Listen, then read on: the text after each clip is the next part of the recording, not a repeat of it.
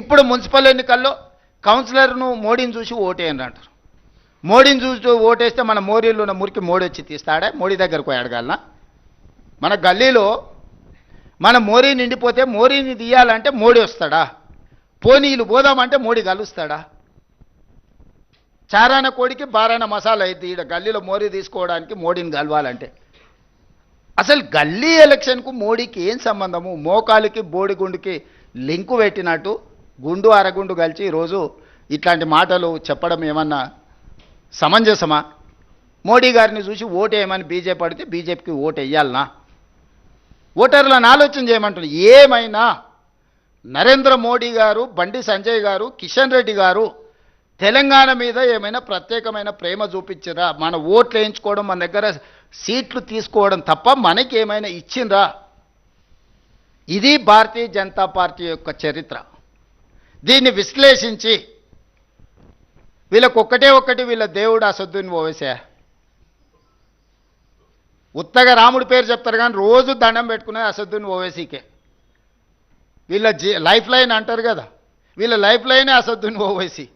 ఆయన పేరు లేకుండా, ఆయన జపం లేకుండా రాముడి పేరు ఎన్నిసార్లు వీళ్ళు తలుచుకున్నారో, అసదుద్దీన్ ఓవైసీ పేరు ఎన్నిసార్లు తలుచుకున్నారో చూడండి. ప్రతిసారి అసదుద్దీన్ ఓవైసీని అల్లావుద్దీన్ అద్భుత దీపంగా మార్చుకొని ఓట్లు అడుగుతారు. మరి అన్ని మీ ప్రభుత్వాలే ఉన్నాయి కదా. అసదుద్దీన్ ఓవైసీ ఇంత దుర్మార్గుడు అయినప్పుడు మీరు ఎందుకు అతన్ని నియంత్రించలేకపోతున్నారు? ప్రజాస్వామ్యంలో ఏఐఎంఐఎం కూడా ఒక రాజకీయ పార్టీ ఎన్నికల్లో పోటీ చేస్తున్నారు.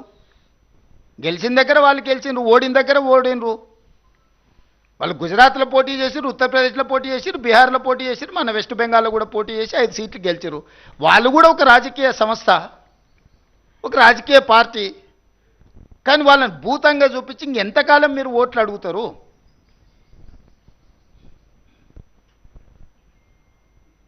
కాబట్టి కేవలం మత విద్వేషాలను రెచ్చగొట్టి కొన్ని రాజకీయ పార్టీల నాయకులను భూతంగా చూపించి రాజకీయ మనుగడ సాధించాలని ఆలోచన చేయడమే వాళ్ళ భావ దారిద్ర్యానికి పరాకాష్ట. ఈ భావ దారిద్ర్యాన్ని చూసి బీజేపీకి ఓటు వేయాలన్న తెలంగాణ ప్రజలు మీరు ఆలోచన చెయ్యండి. ఇక రెండవ పార్టీ బీఆర్ఎస్. 10 సంవత్సరాలు వాళ్ళే, పంచాయతీ మెంబర్ నుంచి పార్లమెంట్ వరకు వాళ్ళే ఉన్నారు, మున్సిపల్ కౌన్సిలర్ నుంచి ముఖ్యమంత్రి వరకు వాళ్ళే ఉన్నారు. 10 ఏళ్లలో వాళ్ళు లేని పదవి ఏదన్నా ఉందా? వాళ్ళ పార్టీ, వాళ్ళ కుటుంబం, వాళ్ళే కదా ఉన్నది. ముఖ్యమంత్రి కేసీఆర్, మున్సిపల్ శాఖ మంత్రి కేటీఆర్ గారు, వార్డు మెంబర్ నుంచి పంచాయతీ మెంబర్ నుంచి పార్లమెంట్ వరకు అందరూ. వాళ్ళ నుంచి గెలవకపోయినా అభివృద్ధి జరగాలంటే మా పార్టీలో చేరాలని ఉన్నోళ్ళందరినీ వాళ్ళే కలుపుకున్నారు. ఇప్పుడు 116 మున్సిపాలిటీలు, 7 మున్సిపల్ కార్పొరేషన్, నాకు తెలిసి 99% వాళ్ళ చేతుల్లో. ఎవ్వరు రెండో పార్టీ లేదు 2 సార్లు, ఇంక్లూడింగ్ గ్రేటర్ హైదరాబాద్.